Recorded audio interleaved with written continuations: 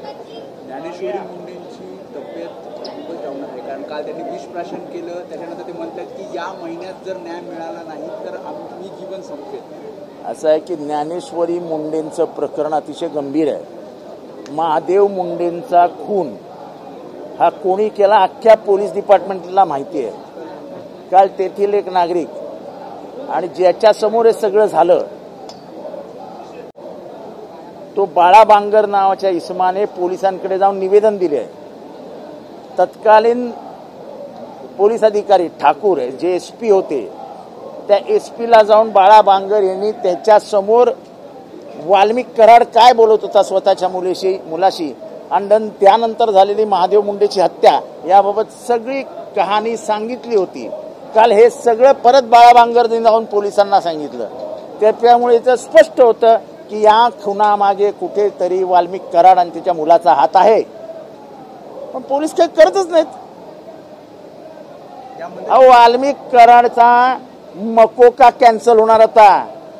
ते फक्त देशमुख फॅमिलीच्या दबावामुळे आणि ही बातमी बाहेर फुटल्यामुळे तो मकोका अजून जागेवर आहे, नाही तो मकोकाही गेला होता. परळीतील बंगल्यातून फोन आला आणि त्यानंतर कारवाई थांबली असं त्या म्हणतात. खरी गोष्ट आहे, ही एकदम खरी गोष्ट आहे. महादेव मुंडे आणि वाल्मिक कराड याच्या फॅमिलीचं एका प्लॉटवरनं भांडण झालं होतं. आपला महादेव मुंडे हा प्लॉटिंग करून विकायचा. मला महादेव मुंडेला मी चांगला ओळखायचो आणि त्याच्यानंतर त्या प्लॉटमध्ये झालेल्या घासाघिशीत त्यांच्या कुटुंबियांना वाटलं हा फारच जास्त शहाणा समजतो, विकेट. पण आता तरी लक्ष देतील, कोणी लक्ष देणार नाही. बाळा बांगरनी त्या काळात SP ठाकूरला सांगितलेलं की हा मर्डर यांनी केला, माझ्या समोर बोललाय हा सगळं. त्याच्यानंतर बाळा बांगर जास्त बोलतो म्हणून बाळा बांगरवर 7 केसेस दाखल केल्या. असे तिथे पोलीस प्रशासन रेव्हेन्यू प्रशासन अस्तित्वातच नव्हतं बीडमध्ये. हम करे सो कायदा ही भूमिका होती. काय करणार? अशा कितीतरी ज्ञानेश्वरी कुंकू पुसलेले आजही बीडमध्ये आहेत. तरीही अजूनही म्हणावी तशी कारवाई होत नाहीये. पोलीस प्रशासन तिथले काही अधिकारी बदलण्यात आले, नवीन अधिकारी पाठवले असं जरी सांगितलं जात असतं तरी यातली प्रकरणं तडीच लागण्याऐवजी नवीन नवीन प्रकरणं रोज बाहेर येत आहेत. काय करणार? गव्हर्नमेंट सिरियस नाहीये. पाशवी बहुमताच्या जीवावरती महाराष्ट्राच्या एकंदर व्यवस्थेवरती बलात्कार करतात पाशवी. आम्हाला बहुमत मिळालं आहे, आम्हाला लोकांनी निवडून दिलं आहे, हे एवढं बोलून कशालाच न्याय मिळत नाही. विधानसभेची सँटिटी खतम होत चालली आहे. सोमनाथ सूर्यवंशी प्रकरण किती लावून धरलं आम्ही. शेवटपर्यंत शासन ऐकायलाच तयार नव्हतं. शेवटी कोर्टाने सांगितलं की हा खूनच आहे, ही त्याची हत्याच आहे. म्हणजे आम्ही जे बोलतो ते आम्ही जो सदस्य बोलतो आतमध्ये कायद्यानुसार म्हणजे विधानसभेच्या कायद्यानुसार सदस्य जो बोलतो ते सत्य असतं आणि मान्य करावं लागतं. इथे काही न्यायच नाही. अशा अनेक ज्ञानेश्वरी आहेत बीडमध्ये ज्यांनी आपलं कुंकू पुसलेल्या कुंकवाने ते आजही आशा आहे की माझा नवरा परत येईल, माझा भाऊ परत येईल, माझा बाप परत येईल. तो कुठे गायब झालाय तेच कळलेलं नाही. अहो पुरावे कसले पुरावे मिळणारच नाही. बायको नाव देते ना. अहो तेव्हा असं प्रेशर होतं की महादेव मुंडेची फॅमिली हलू शकत नव्हती. आता तिची हिंमत वाढली बिचारीची. एवढी तिची तडफड. मी तिच्या घरी गेलोय. ती बिचारी अशी झाली, अशी खंगून गेली बिचारी. हे शाप वाईट आहेत. हे विधवा आणि असल्या लोकांचे शाप वाईट आहे. तुम्ही खुनी लपवतात, पुरावे नष्ट करतात. आम्ही ठाण्याचं प्रकरण बोंबलून सांगतो. अंजली दमन यांनी पण सांगितलं की तुमच्याकडे सगळे पुरावे आहेत, तुम्ही लपवतात. कशाला लपवता? खून माफ होणार असेल तर याच्यापेक्षा दुसरं काही मोठं गोष्टच नाही. तुम्ही एकीकडे म्हणताय की सरकार जे आहे ते विरोधकांनी जे आवाज उठवले त्या प्रकरणामध्ये काही ऐकत नाहीये, पण दुसरीकडे काँग्रेसने त्यांच्या तीन नेत्यांना विजय वडेट्टीवार, अमीन पटेल आणि सतेज पाटील यांना नोटीस बजावली एक प्रकारची आणि त्यांना विचारणा केली की जनसुरक्षा विधेयक वरिष्ठावर तुम्ही आपण जे ठरवलेलं होतं त्यानुसार कारवाई का केली नाही, त्यानुसार तुम्ही आवाज का उठवला?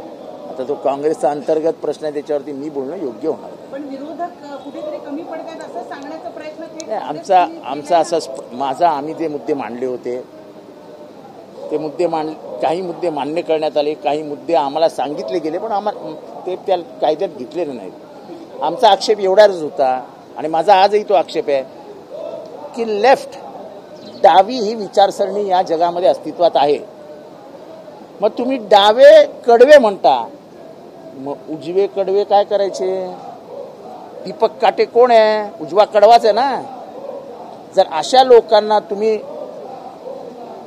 जसं उदाहरण दिलं आम्ही पहलगाम मधला आरोप जो खूप, ते उजवे कडवेच आहेत.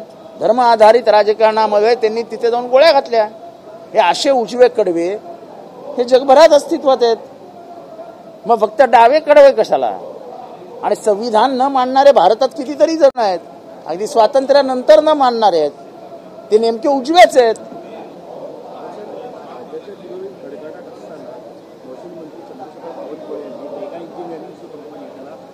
हे बघा, मला आश्चर्य वाटतं तुम्ही असे प्रश्न आम्हाला विचारता की मेगा इंजिनिअरिंगचा कर माफ करण्यात आला. तुम्हाला कसं अजूनपर्यंत कळलेलं नाही की मेगा इंजिनिअरिंग आणि नवयुगा हे सरकारचे जावई आहेत. 20,000 कोटीला घेतलेलं टेंडर 66,000 कोटीवर जातं. 66,000 कोटीवर. एक रस्ता 1 कोटीला होतो, गडकरी साहेब करतात. महाराष्ट्रामध्ये तोच रस्ता 100 कोटीला होतो. काय करणार? शक्तीपीठाच्या खाली सोनं घालणार आहेत असं तर मला वाटायला लागलंय. मेगा नवयुगा जे टेंडर येतं ते मेगा नवयुगालाच जातं. आता टेंडर मॅनेजमेंट कशी करतात, कोणाला कसे फोन जातात, साधी गोष्ट आहे. सुप्रीम कोर्टाने महाराष्ट्राला दाखवून दिलं की एका टेंडरमध्ये 3,000 कोटी रुपयाचा घोटाळा आहे, तरी महाराष्ट्रात आवाज नाही उठला. आपल्या माहितीसाठी परत एकदा सांगतो की फक्त 65 कोटी रुपयाचा स्कॅम जॉर्ज फर्नांडिस यांनी आरोप ठेवला बोफोर्सचा राजीव गांधींवरती. आणि राजीव गांधी इतक्या मोठ्या प्रचंड बहुमताने निवडून आलेले 84 साली, 89 साली त्यांचा पराभव झाला. इतकी सेन्सिटिव्हिटी भारतात होती. फक्त 65 कोटी. इथे तर म्हणजे आम्ही नाही, सर्वोच्च न्यायालयाने सांगितलं 3,000 कोटीचा घोटाळा आहे, टेंडर मागे घेता का कारवाई करू. काही झालं नाही ना. तुम्ही लावून धरलं ना आम्ही काही करू शकतोय. तुम्ही राज्य सरकार नाही, आत्ताचे सत्ताधारी हे भ्रष्टाचाराला राजमान्यता देत आहेत. तुमच्या समोर आलं ना म्हणजे बावनकुळे साहेब अतिशय चांगले मंत्री, मी ओपनली बोलणारा माणूस आहे. त्यांनी असा प्रकार केला असेल याचा अर्थ मेगाची पोच कुठपर्यंत येते बघा. कारण का तुमचा जो स्कॅम होता कुठला इलेक्शन बॉन्ड प्रकरण, त्याच्यामध्ये कोण होतं? मेगाचा संबंध कुठे होते? किती रुपयाचे बॉन्ड होते? 900 कोटी रुपयाचे बॉन्ड. 900 कोटीचा बॉन्ड घेणाऱ्या माणसाला काही माफ होऊ शकतो. त्याला ह्या महाराष्ट्रामध्ये गेल्या वर्षभरात कमीत कमी 5 लाख कोटीचे टेंडर मिळाले. 5 लाख कोटीचे. मुंबईमध्ये एका ओला उबरच्या ड्रायव्हरनी त्याच्यासोबत पिस्तूल बाळगली होती आणि त्या पिस्तूलला दाखवून त्यांनी प्रवाशाला धमकावण्याचा प्रयत्न केला. केला असेल तर त्याला टाका जेलमध्ये आणि फेका आतमध्ये. त्याच्यात काय? तो एक सर्वसामान्य टॅक्सी ड्रायव्हर किंवा ओला उबरचा ड्रायव्हर, त्याच्याकडे पिस्तूल आली कुठे? हा अत्यंत गंभीर प्रश्न आहे. म्हणजे शासन लायसन्स देत असताना कोणाकोणाला लायसन्स देत आहे, कशा पद्धतीने लायसन्स देत? एका बीडमध्ये 3,000 लायसन्स दिले होते. एका बीडमध्ये. ठाणे आयुक्ताला आहेत, कोणाला लायसन्स दिले मागच्या काळामध्ये तपासून बघा. यावेळेसच्या आयुक्तांनी अतिशय स्ट्रिक्ट केलंय. आता जे डुमरे नावाचे आयुक्त आहेत अतिशय स्ट्रिक्ट केले. पण त्याच्या आधीच्या 10 वर्षामध्ये कोणाला लायसन्स दिलेत याचं श्वेतपत्रिका काढावी ठाणे पोलिसांनी. 15 लाख, 25 लाख, 30 लाखाला लायसन्स फाशे मिळत होते. असे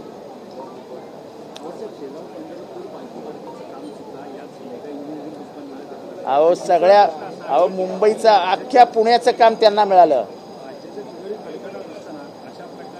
अहो तो जावई हो. मेगा आणि नवयुगा आता महाराष्ट्राचे आधुनिक जावई आहेत. जावयासाठी सासरे पायघड्या घालतात. आपलं सरकार हे सासरच्या भूमिकेत आहे आणि मेगा आणि नवयुगा हे जावयाच्या भूमिकेत आहेत. जावई मजा करतायत, तुम्ही बसा बोंबलत. पडळकर असं म्हणाले काल की जर गाडी समोर जर कोणी येईल तर मी असाच दरवाजा उघडणार. मला त्या माणसाबद्दल काही बोलायचं नाही आहे. दरवाजा उघडला, मालाला कमी लागलं, पण ज्या संतोष देशमुख यांची हत्या झाली होती त्यांचा भाऊ माझ्या बरोबर होता. सर्वात जास्त इजा त्याला झाली. आणि हे वाक्य तुम्हाला शोभतं तर चालवा टीव्हीवर की अशीच गाडी अंगावर घालू कोणी आलं तर. चांगलं आहे. आम्ही पामर आहोत, गरीब आहोत. आम्ही सत्तेत नाव आहे. सत्तेतला माज दिसतोय आम्हाला. आम्ही रस्त्यावरून येत असताना आम्हाला शिवी द्यायची, आम्ही चालत असताना आम्हाला शिव्या द्यायचा. चालेल बाबा, तुम्ही सत्तेत आहात, खाऊ आम्ही शिव्या. आता शिव्या देणं हे जर विधानमंडळ परिसरामध्ये मान्य असेल तर अध्यक्षांनी त्याला आता पार्लमेंटरी लँग्वेज म्हणून मान्यता देऊन टाकावी. मी काही कोणाविरुद्ध तक्रार विक्रार करत नाही. मी असले धंदेच करत नाही. परवा सुद्धा मी जे ओरडलो मंगळसूत्र चोर, याच्या मागचं कारण काय होतं